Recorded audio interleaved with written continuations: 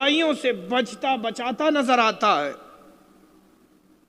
تو معلوم یہ چلا کہ اللہ تبارک و تعالیٰ نے ان غافل بندوں کو بھی غافل رہنے نہ دیا، بلکہ جو غفلت کا غبار ان کے دل پہ آ بیٹھا تھا، اللہ تبارک و تعالیٰ نے اس غبار کو دور فرما دیا اور ایمان کو روشن فرما دیا،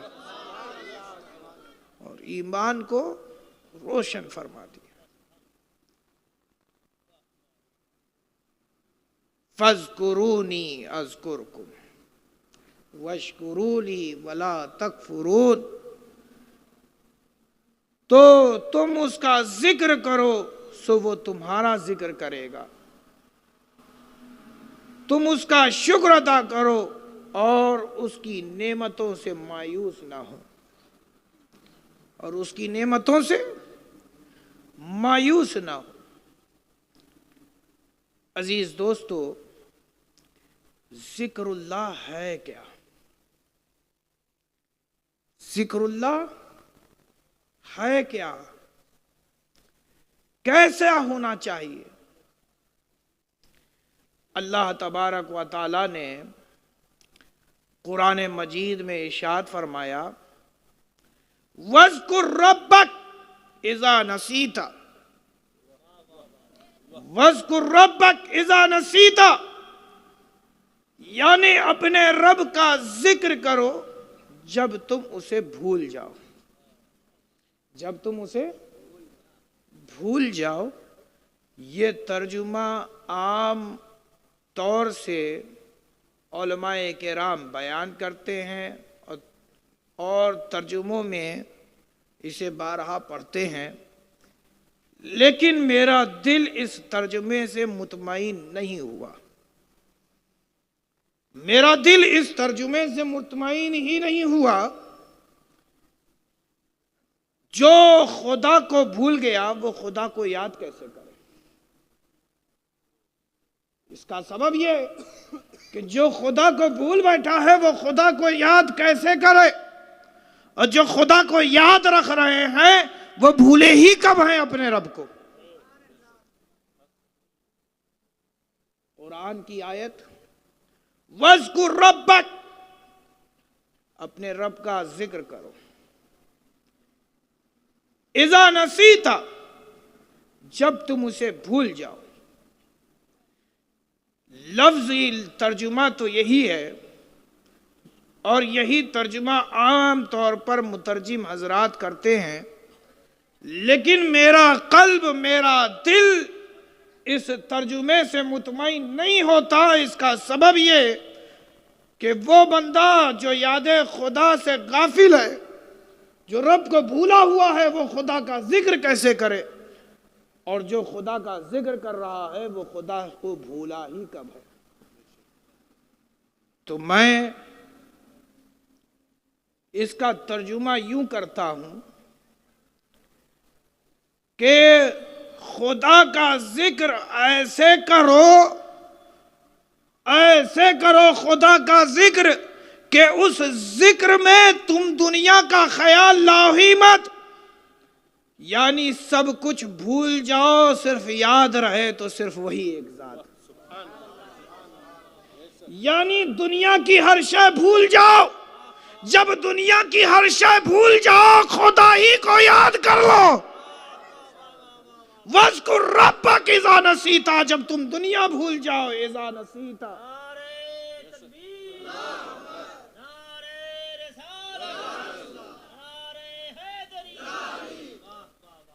إِذَا نَسِيتَ، جب تم ساری دنیا کو بھول جاؤ تو خدا کو یاد کرو، تو خدا کو یاد کرو۔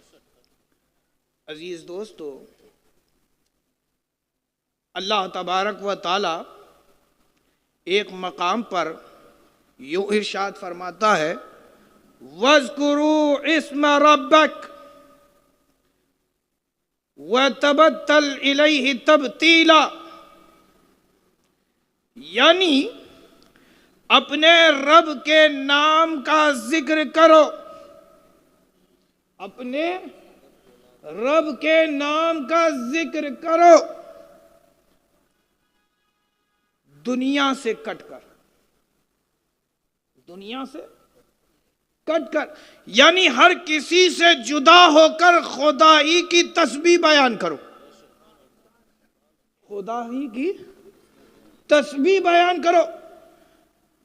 یعنی جس وقت تم اللہ کا ذکر کر رہے ہو اس وقت کوئی شے کا خیال آنا نہیں چاہیے، کیونکہ اگر خیال ذات الہی میں کسی کا آ گیا تو شرک۔ یہ صوفیاء کرام فرماتے ہیں کہ اگر اللہ کو کے ذکر کے ساتھ کسی کا خیال آ جائے تو گویا کہ اس نے ذکر اللہ میں شرک کیا۔ عزیز دوستو،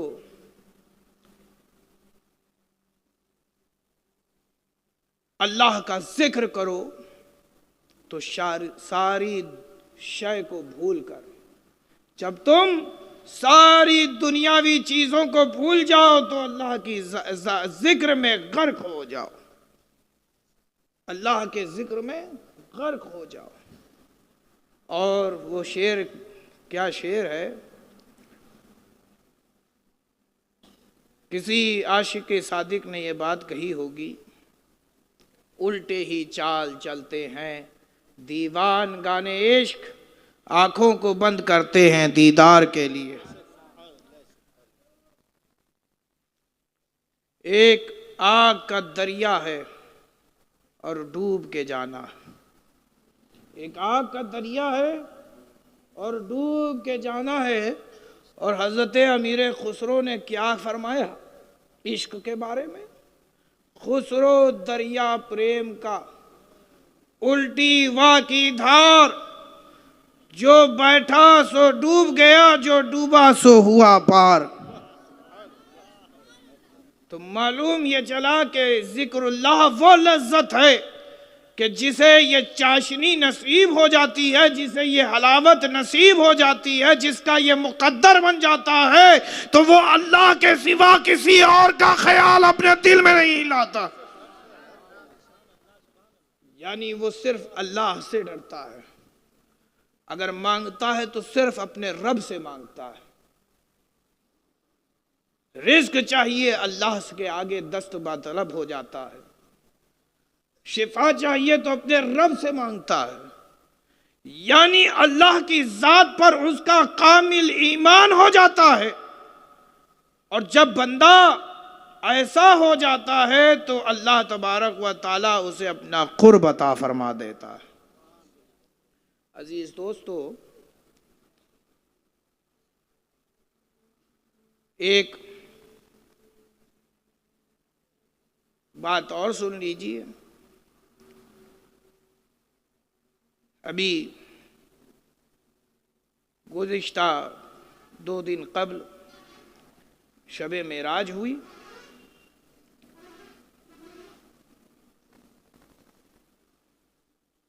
اللہ کے ذاکر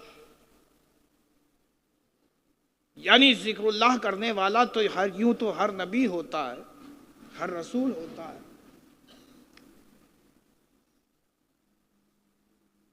کوئی نبی اور رسول خدا کی یاد سے غافل نہیں ہوتا۔ حضرت موسیٰ عشق الہی میں اس قدر مستغرق ہوئے کہ وہ کہہ بیٹھے، ارینی انظر الیک، اے پروردگار میں تجھے دیکھنا چاہتا ہوں۔ کیا فرمایا؟ اے پروردگار میں تجھے دیکھنا چاہتا ہوں۔ کیا فرمایا؟ اے پروردگار میں تجھے دیکھنا چاہتا ہوں۔ رب نے کہا لن ترانی، تو مجھے ہرگز دیکھ نہیں سکتا۔ عزیز دوستو، یہاں پر ایک سوال پیدا ہوتا ہے کہ جب خدا کو دیکھا جانا ممکن ہی نہیں تو ممکن چیز کا سوال نبی نے کیوں کیا؟ خدا کو دیکھنا ممکن نہیں تو ناممکن چیز کو اس اللہ کے رسول نے طلب کیوں کیا؟ جو محال ہے اس محالات میں سے اس محال شے کے طالب موسیٰ کیوں ہوئے؟ یہ ایک سوال، تو اس کا جواب لن ترانی میں ہے، اس کا جواب لن ترانی میں ہے۔ لن ترانی، تو مجھے نہیں دیکھ سکتا، تو مجھے نہیں دیکھ سکتا، تو مجھے نہیں دیکھ سکتا، مطلب یہ ہے کہ کوئی تو ایسا ہے جو مجھے دیکھ سکتا ہے، کوئی ایسا ہے جو مجھے دیکھ سکتا ہے۔ عزیز دوستو، تو وہ کون ہے جو خدا کو دیکھ سکتا ہے؟ جس نے خدا کو دیکھا ہے وہ کون ہے؟ بہت طویل گفتگو اور واقعات نہیں بیان کروں گا، بس اتنا سمجھ لیجئے کہ وہ دیکھنے والی ذات ہمارا نبی ہے، وہ دیکھنے والی ذات ہمارا نبی ہے۔ اب یہاں پہ یہ سوال ہوتا ہے کہ میرے مصطفیٰ نے خدا کو دیکھا تو کن آنکھوں سے دیکھا؟ میرے مصطفیٰ نے اپنے رب کو دیکھا تو کن آنکھوں سے دیکھا؟ یہ ایک سوال ہے، سوال سمجھ رہے ہیں؟ دیکھا تو کن آنکھوں سے دیکھا؟ ارے وہ آنکھیں تو موسیٰ کے پاس بھی تھیں، وہ آنکھیں تو موسیٰ کے پاس بھی تھیں، نگاہ نبوت تو تھی نا، ارے بولو نا بھائی، نگاہ نبوت تو مصطفیٰ کے پاس بھی تھی، نگاہ نبوت موسیٰ کے پاس بھی۔ جب موسیٰ نے کہا ارینی انظر الیک، اے پروردگار میں تجھے دیکھنا چاہتا ہوں، تو رب نے کہا موسیٰ لن ترانی، تو مجھے نہیں دیکھ سکتا، نہیں دیکھ سکتا، لیکن میرے مصطفیٰ نے دیکھا تو کن آنکھوں سے دیکھا؟ بس اس سوال کا جواب سن لیجیے۔ میرے مصطفیٰ نے اپنی آنکھوں سے نہیں بلکہ خدا کی آنکھوں سے دیکھا، اپنی آنکھوں سے نہیں بلکہ خدا کی آنکھوں سے خدا کا جلوہ دیکھا۔ کیا دیکھا؟ خدا کا جلوہ دیکھا۔ کن آنکھوں سے؟ خدا کی آنکھوں سے جلوہ دیکھا۔ یعنی وہ چیزیں جو غیب ہیں اللہ نے اپنے حبیب کے حوالے کر دی کہ اے محبوب جو میں دیکھتا ہوں اب تم بھی دیکھ لو۔ جب نہ خدا ہی چھپا تم پہ کروڑوں درود، اور کوئی غیب کیا تم سے نہا ہو بھلا، جب نہ خدا ہی چھپا تم پہ کروڑوں درود۔ عزیز دوستو، تو موسیٰ علیہ السلام نے کیوں نہیں دیکھا؟ میرے مصطفیٰ کو معراج کی ہوئی؟ بس اس چیز کو سمجھیں۔ تو اس سوال کا جواب بھی اسی آیت کریمہ میں ہے، ارینی، اے پروردگار میں دیکھنا چاہتا ہوں، میں دیکھنا چاہتا ہوں۔ تو جب تک موسیٰ اپنی ماں میں تھے خدا کا جلوہ نہیں دیکھ سکے، میرے مصطفیٰ اپنی ماں میں نہ تھے، خدا نے چاہا محبوب آؤ اپنا میرا جلوہ دیکھ لو، آؤ میرا جلوہ دیکھ لو۔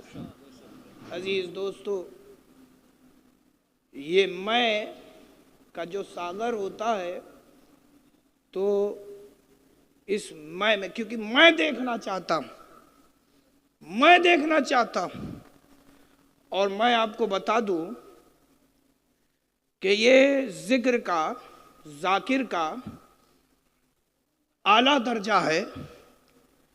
ایک ذاکر تو وہ ہوتا ہے جو خدا کا ذکر کرتا ہے مگر ساتھ ساتھ اپنا بھی خیال رکھتا ہے، مگر ساتھ ساتھ اپنا بھی خیال رکھتا ہے۔ اور ایک ذاکر وہ ہوتا ہے کہ جس میں وہ اپنا خیال نہیں بلکہ اپنے رب کا خیال، اور اسی خیال اور اسی یاد میں اپنے وجود کو فنا کر دیتا ہے۔ جب بندہ اپنے وجود کو دنیا ہی میں رہ کر فنا کر دیتا ہے تب وہ بندہ کہیں باقی باللہ بنتا ہے، صابر پاک بنتا ہے۔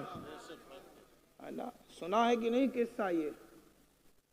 حضرت صابر پاک سے کسی نے پوچھا تھا، حضرت فنا اور بقا کا فلسفہ کیا ہے؟ فنا کیا ہے، بقا کیا ہے؟ تو آپ نے کہا تھا میری نماز جنازہ جو پڑھانے آئے اس سے اس سوال کا جواب طلب کر لینا۔ جنازہ رکھا ہے، ایک نماز جنازہ پڑھانے والا شخص آیا، اپنے چہرے کو ڈھانکے ہوئے تھا، نماز جنازہ پڑھا کر کے جب جانے لگا تو مرید نے ہاتھ تھام لیا اور کہا کہ حضرت کہاں جا رہے ہیں؟ کہاں جا رہے ہیں؟ میرے شیخ نے کہا تھا جو میری نماز جنازہ پڑھانے آئے اس سے میرے اس سوال کا جواب لے لینا، فنا و بقا کا فلسفہ وہ بتا دیں گے۔ تو رخ سے نقاب ہٹایا اور کہا دیکھ وہ جو لیٹا ہوا ہے وہ فنا ہے اور یہ جو کھڑا ہے یہ بقا ہے۔ عزیز دوستو، وقت ہو چکا کہ مولانا شاہ جہاں آ گئے ہیں اور ڈکارتے ہوئے آ رہے تھے۔ معلوم یہ دے رہا تھا کہ بس بہت ہو کھا لیا، اب پیٹ بھر چکا ہے۔ کیا صحیح بات ہے؟ کیا بھئی آپ لوگ کو اور سننا ہے؟ کس کی؟ ہماری۔ تبھی چہرے پہ زیادہ نور ہے۔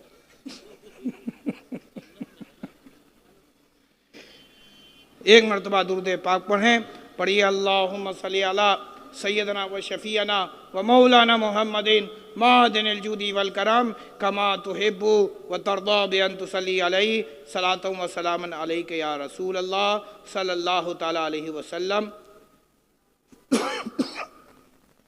عزیز دوستو، ایک مرتبہ سبھی لوگ سبحان اللہ کہیں، اور زور سے سبحان اللہ، اور زور سے ماشاء اللہ۔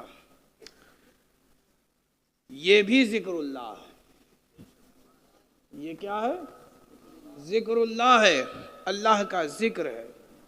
اور حدیثوں میں آتا ہے کہ جو اللہ کے صفاتی نام کا ذکر کرتا ہے، جو اللہ کے نام کا ورد کرتا ہے، تو اللہ تبارک و تعالی اپنی خصلتیں اس ذاکر کے اندر پیدا فرما دیتا ہے۔ تو اللہ کیا ہے؟ پاک ہے ہر عیب سے۔ تو اس ورد کے ذریعے اللہ تبارک و تعالی آپ کو بھی ہر عیب سے پاک فرما رہا ہے، ہر خطا اور گناہوں سے پاک فرما رہا ہے، یعنی اللہ تبارک و تعالی آپ کو بخش دے رہا ہے۔ عزیز دوستو، اب جب بات یہ تسبیح کی آ گئی ہے تو ایک واقعہ میں اور بیان کر دوں۔ حضرت معروف کرکھی کا نام سنا ہے؟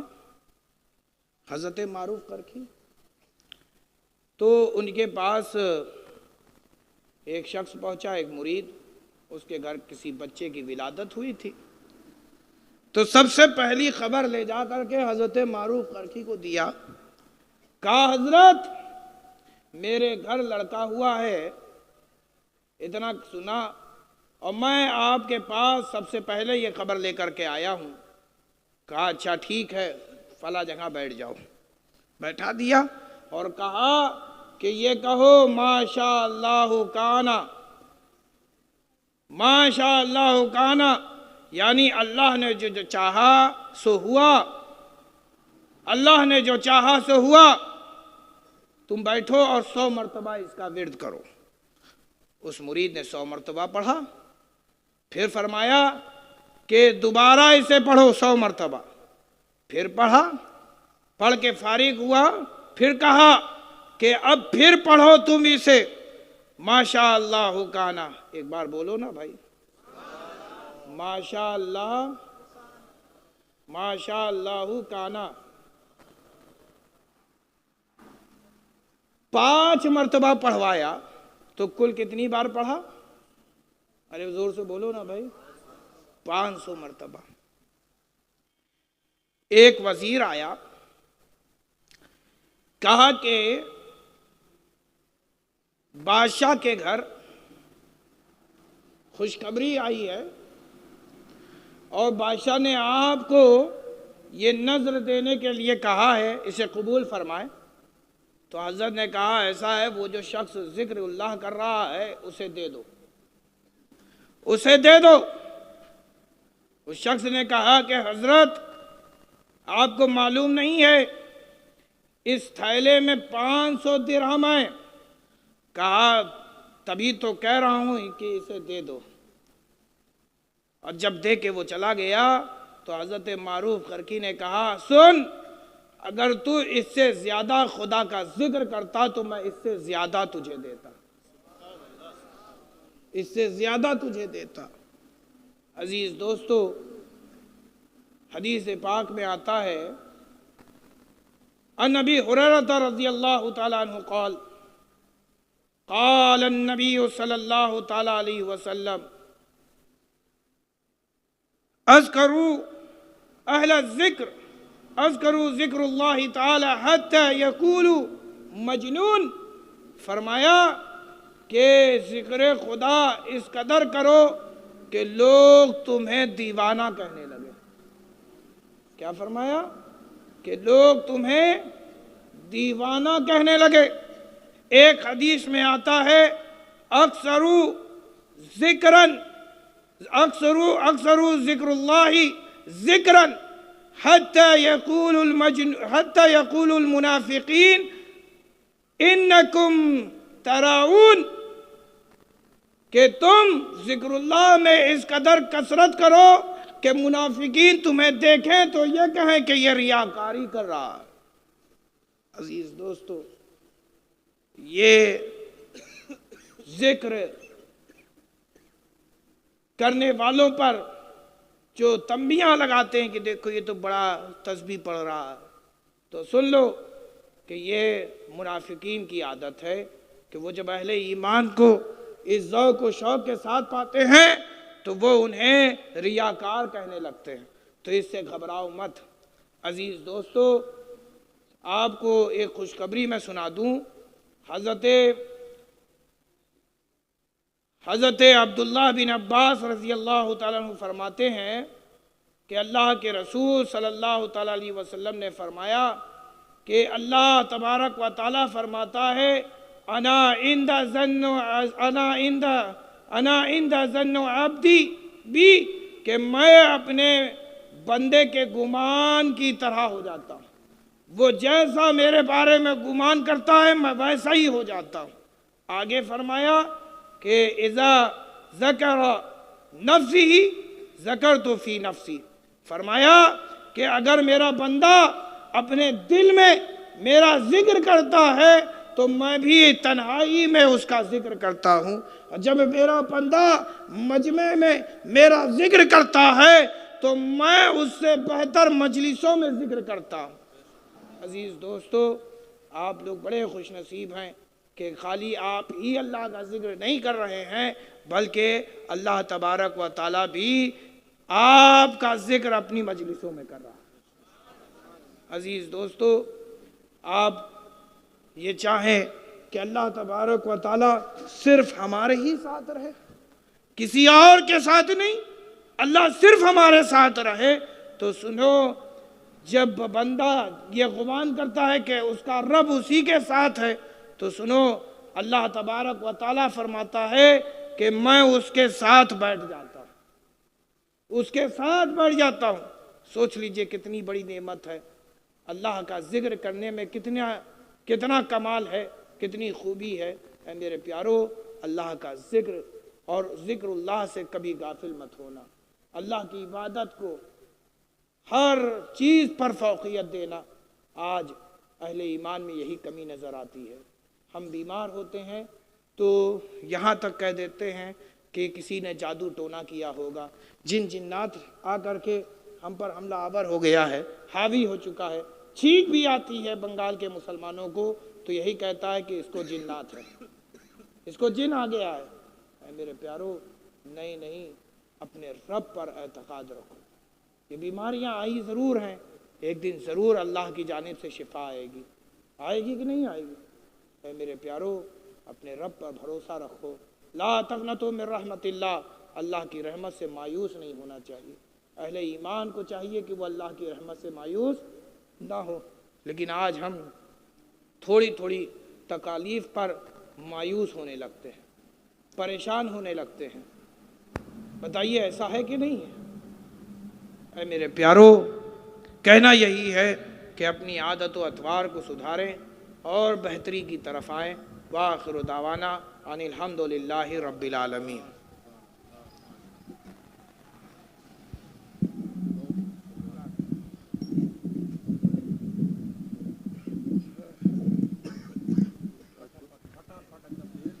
سبحان اللہ سبحان اللہ۔ خواب راحت میں تھے ام ہانی کے گھر، خواب راحت میں تھے ام ہانی کے گھر، جبرائیل نے آ کر سنائی خبر۔ خواب راحت میں تھے